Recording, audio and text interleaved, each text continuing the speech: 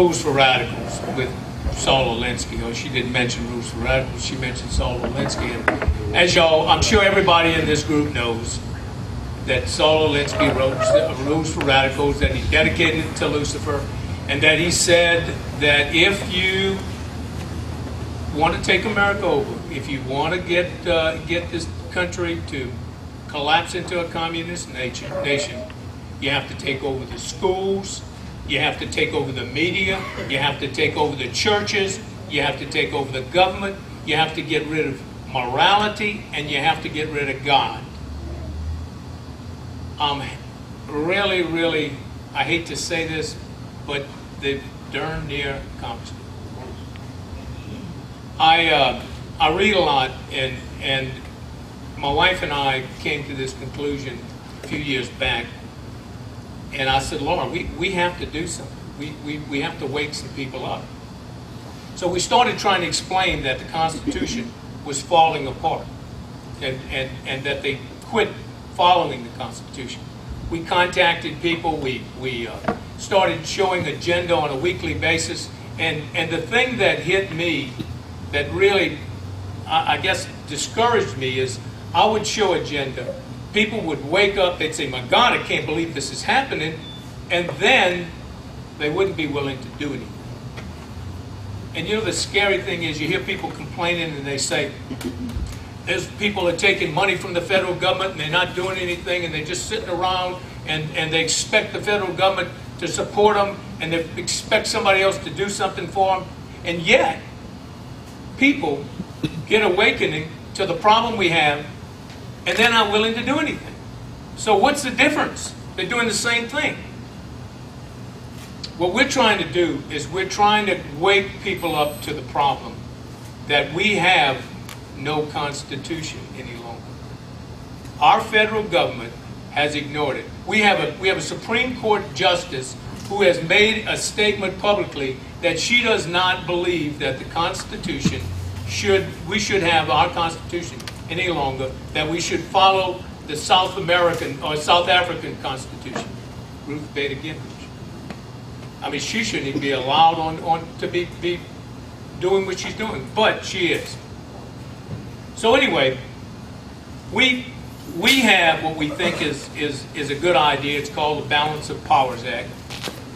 And I guess the first thing you'd have to ask yourself is the state of Louisiana a sovereign state? And is it protected by constitutional rights? Yes. If you answer yes to that, you might understand it. You ask yourself, do we follow the Constitution, the Bill of Rights, and the U.S. Constitution? And I guess the last question is Louisiana being run by our legislatures, or is it being run by Washington? And I just talked to somebody tonight that had a legislator tell them that he said Washington's running the state. We have to take this back. And so what we're proposing is, again, the Balance of Powers Act. What it is a tool. It sets up a committee whose sole responsibility is to look at any law, any rule, any legislation, any executive order, and determine whether it's constitutional or not. That's it, the constitutionality of it. And if it's unconstitutional, it's this committee's job to put it in front of the entire legislators in Louisiana for a vote on its constitutionality. And again, if it's not constitutional, then the Louisiana will not follow it. This is not nullification. Nullification says we are nullifying a law. What we're saying is, if it's not constitutional, it's not a law at all. Now, after we do this. Now I'm going to regress just for one, or back up just for 1 second. You have to ask yourself, if in Louisiana, if the Constitution exists and the Bill of Rights exists, then the Balance of Powers Act is 100% 100% constitutional. And if the balance of powers of act is not constitutional, then our Constitution and our Bill of Rights don't exist. So what this does, and I'm going to try to break it down in a real nutshell because we don't have a lot of time, but it starts off by there are 14 points that we've given you in the handout. And in the points, what it does, and I'm going to run through it fast, but what it does is it sets up, it addresses the 10th Amendment and the 9th Amendment. It talks about the general welfare clause, the necessary proper clause, the commerce clause, and the supremacy clause in the bill. And basically what we state is that we're going to look at the Constitution the way we looked at it in 1812 when Louisiana became a state. The Constitution has been misinterpreted over the years by these clauses. It'd be like playing a chess game. And I come to you and I say, okay, we're going to play chess. And the rules in the chess game state that the king can move one space in any direction. You understand the rules? Yeah, I understand the rules. We're going to play bomb. Fine. We sit down, we start, and I say, okay, checkmate. You say, whoa, wait a second, you can't do that. That's against the rules. And I say, well, I understand, but I've changed the definition of space. Well, that's what our legislators are doing with the Constitution. But it goes further. I say to you, wait, you can't do that. I want a judge. I want somebody that's going to tell me that that's not right. And I say, okay, no problem. I'm going to be the judge, and it's right. That's what the federal government's doing. We have the Supreme Court, which is a part of the federal government, deciding if the federal government's right about the federal government. And we've been taught, and people are teaching on a consistent basis. Now, I got somebody hollering at me in the back. What's that? 6 minutes. 6 minutes. Okay. 6 minutes. I'm going. I'm going to be out of here, I promise you. Might even be finished soon. I can't tell my joke. Anyway, the fact is, we've been taught that the Supremacy Clause states that the federal government can do anything. I mean, if anybody knows anything about the Federalist Papers and know what our framers really meant, that is absolutely not true. And I know I'm speaking to the choir here. I understand that, and I understand y'all know that.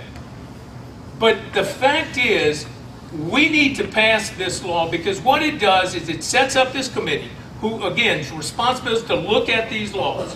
If they find them unconstitutional, they put them in front of the entire state. The beautiful thing about this is, if they look at it, we set up a constitutional committee, and they look at this and say, this is unconstitutional, then every one of your legislators has to look at this, and they have to vote on it. So think of the possibilities of all the things that they can nullify, not nullify, but just say it's not law. All of the things that you're going to bring up tonight on the Agenda 21, that's not constitutional. We can say in the state of Louisiana, no way, we're not going to allow that. What happens? They send a letter to the president, the head of the Senate, the head of the House, and say, we're not going to allow this in the state of Louisiana. After that, the only court that they will let adjudicate this is the Supreme Court, because in the Constitution, it states that that any dispute between the state and the federal government has to go to the Supreme Court. So we're not going to get tied up in a bunch of little courts. We're going to go to the Supreme Court. And we want to do that because we want to hear the Supreme Court tell us that that things are constitutional when it's obviously not constitutional. I mean, we've got things going on right now like abortion and prayer in school that's never been a law. You know, I mean, when did the Supreme Court get to make laws?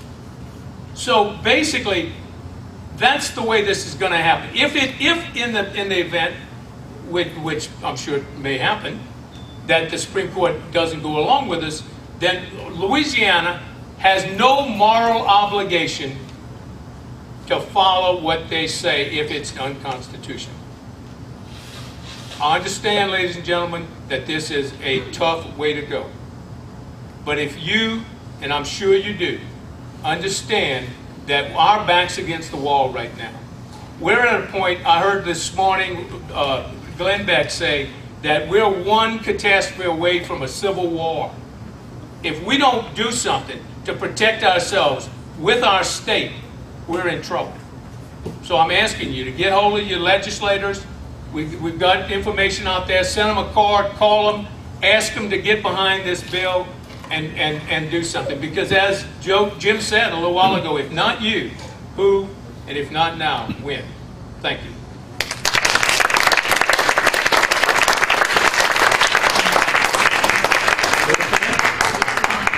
Good. Thank you, Louis.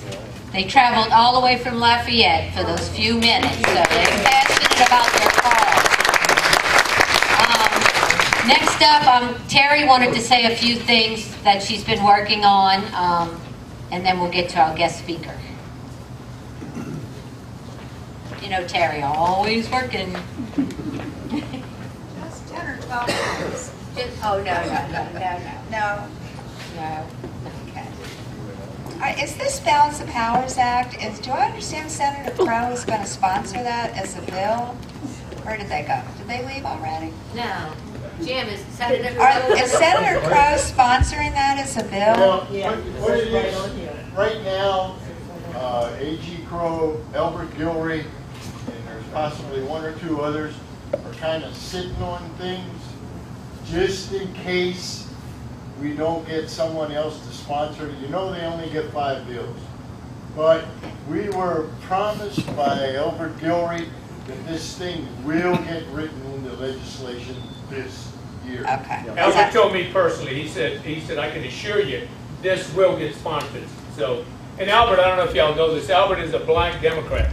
So we've got some people, we've got a lot of different people that are involved and want this to happen. So it's not just, just the usual suspects, so to speak. Because I know it hasn't been pre-filed yet. It has not been. I looked No, it for has it. not been. And we have to watch them because they did, and it was the same crew that did this with the healthcare compact, and it just, they put it in committee and it sat there. They're on it. So we need to get behind this and we need to push hard. We need to do it all over the state. But to emphasize that, it's not just us. Right. We have the backing of the people that wrote this legislation. They will come to Louisiana with their staff, and they will go after these people. All right, well, I need an alert when it's time to go, and I'll get it out Well, to be everybody advised else. that all legislatures have been notified about this. We're going after the Attorney General and General. Okay, thank you, just for clarifying, because I know it hadn't popped up yet. Okay, well, have everybody got it all warmed up for me? I'm going to talk just a few minutes about some of the things that are going on more at the state and local level. I know you probably have felt like me since November, just really in this funk and like, oh my God, how do we get out of this? And there is, of course, a lot of bad news. The president's doing everything we knew he would do to destroy this country. But we can look to a few successes, and the Colonel mentioned one, Rand Paul and some of the other senators standing up and defending the Constitution against the drone attacks, actually making Eric Holder, I think for the first time in 4 years, make a statement about something rather than running off and hiding and like Nancy Pelosi going, well, we're just not going to talk about it anymore. The other thing is that the Republicans finally took a stand, stood up, didn't cave, and went through with the sequester, which, isn't the greatest thing, but at least they stood up for something. So that's, to me, I'm looking at, maybe they'll get a little momentum from this and we can encourage them from there. Karen is going to talk about Agenda 21, and I got the opportunity to hear her last night and talk to her a little bit about what we can do, because we know all these things are going on, and I know you're like me. It's like, well, okay, what do? We can't get people to listen to us or whatever. So I want to mention just a few things that are going on in Louisiana that you might just want to kind of think about as she's talking to us, and maybe ask her questions or just kind of have it in your mind. I just want to say we've had a couple successes in the Kenner-Metairie area in the last couple months. We've won 2 elections against the machine candidates. Yay. Which is just not easy. It can be done. And, I think that's just a tribute to us working together. We had Joe List come at our last meeting and did the boot camp on just simple things like how to ask a question and get an answer from these politicians. And we joined forces with Gisela, who I don't think is here, Republican Women, NOLA Patriots, and crime fighters to put on that wonderful forum. I think we had some really tough questions for the candidates, and I think they struggled. They couldn't answer some of them. And so a lot of us know where they stood or what they didn't know on the issues. So, and I think that networking is something that's really important, and we're doing it. If you don't always see it, I'm telling you that Mary, there's a lot of us that are doing a lot of things behind the scenes, trying to keep us winning something. The other thing is, you know, just a couple weeks ago, I sent out the alert very last minute about the Public Service Commission energy efficiency rules. Y'all remember that? And in 2 days, we got a statewide effort, and we got the Public Service Commission to repeal those rules. That's the good news. The bad news is that Commissioner Angel, who was the commissioner, if you remember, that we had to flip because they're kind of there's 5 of them, 2 and 2 on either side. He agreed to repeal the laws, but he's going back and he wants to rewrite them better. Now, as far as I'm concerned, there's no way to rewrite these they're energy rationing rules is what they are. There's nothing about efficiency in them. They're pure Agenda 21. What it does is take money out of our pockets. Estimates are like $200 a year for an average family, at least $1,200 for businesses. It takes the money with a fee. I don't even think this is constitutional. It's really a tax that then is redistributed to environmental groups. And part of the good news is we beat out the Sierra Club and the Alliance for Affordable Energy, which are, you know, big leftist NGO groups. But they were out the next day after this opinion. I mean, in the press, they were in NOLA.com, Times-Picayune, the Baton Rouge Advocate. They were even on Forbes out there pushing their false message about this being energy efficiency. But essentially what I want to say, we need to continue to contact the public service commissioners, especially Scott Angel, and tell him that this is un-American. We don't want this. This is not something that we need in Louisiana. This is not about energy efficiency. This is about taking our money, giving it to stakeholders, radical environmental groups, and winners picked by the government for, you know, appliance discounts and that kind of thing. That's not what government's supposed to do, as far as I'm concerned. So I'm going to be sending an alert out for y'all again, but they plan, this will probably come up again in the Public Service Commission in the next couple months. So I think if we get out ahead of it, maybe we can just get them not even to bring it up. So I'll send you the information on that. Okay, then we have the regional plan, master bike plan. Have y'all heard about that? It's regional, which is not good. It's 5 parishes: St. Tammany, Jefferson, New Orleans, Plaquemines, and St. Bernard. This again is Agenda 21. I'm sure y'all know about, you know, the bike plans. The purpose really is to get cars off the road, to narrow the roads. I was driving down St. Bernard last week. They've got big bike lanes down the side. I just read an article in the Times-Picayune. They put a nice bike lane in New Orleans on Esplanade Avenue. Well, once they did that, they decided it was kind of crowded for the bicyclists, so they did away with one of the lanes. So now it's no longer 2 lanes, but 1 lane of traffic. And they have several meetings coming up. We can still maybe stop. This is all smart growth nonsense. I'm going to post this too, but just so you know, because they're coming up kind of quick.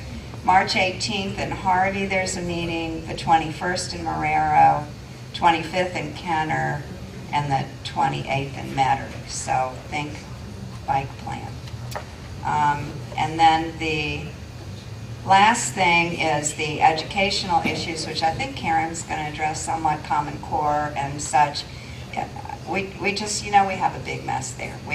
Our school choice bills that all went through last year, several aspects of them have been declared unconstitutional. You probably know the voucher program that's funding the private school vouchers, The virtual vouchers has been found unconstitutional, the way they're evaluating the teachers, and also the teacher retirement funding or whatever. So they're going to be back in the legislature this session making some changes. So this might be our opportunity to get in there and get some of this stopped. We really, none of the parents, none of the local school boards, not even Bessie had anything to say about the Common Core standards coming in.